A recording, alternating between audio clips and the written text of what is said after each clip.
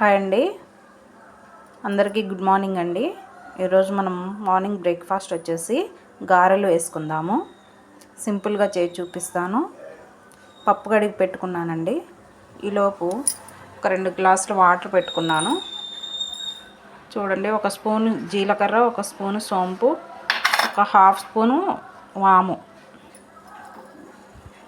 ఇట్లా వేస్తున్నాను. బాగా మరిగిన తర్వాత పరగడుపున తాగండి, చాలా మంచిది స్టమక్కి. ఓకేనండి. ఇప్పుడు పప్పు రుబ్బు పెట్టుకుందాం.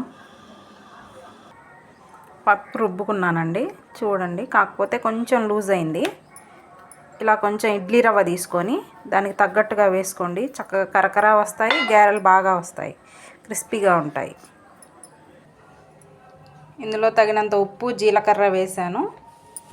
అలాగే ఆనియన్స్, పచ్చిమిర్చి, చిన్నగా తరిగిన అల్లం, కొత్తిమీర వేసి బాగా కలుపుకుందాం. కలిపి వడలు వేసుకుందాం.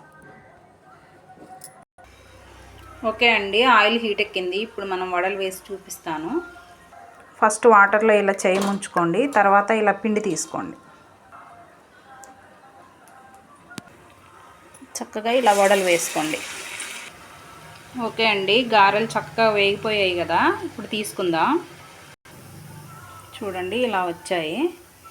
ఇలా సింపుల్గా చేసుకోండి మీరు కూడా.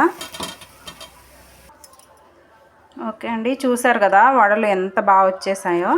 చూడండి, క్రిస్పీగా ఉన్నాయండి, లోపల సాఫ్ట్గా ఉంటాయి. అలాగే ఇదే ఆయిల్లో ఇంతకుముందు చెప్పిన వీడియోలో ఇలా జల్లిగంట పెట్టుకొని ఎండుమిర్చి లేదా పచ్చిమిర్చి, పల్లీలు వేయించుకొని చట్నీ చేసుకోండి. సింపుల్గా అయిపోతుంది. ఓకే అండి, వీడియో నచ్చితే లైక్ చేయండి, షేర్ చేయండి, సబ్స్క్రైబ్ చేయండి. Thanks for watching. బాయ్ అండి.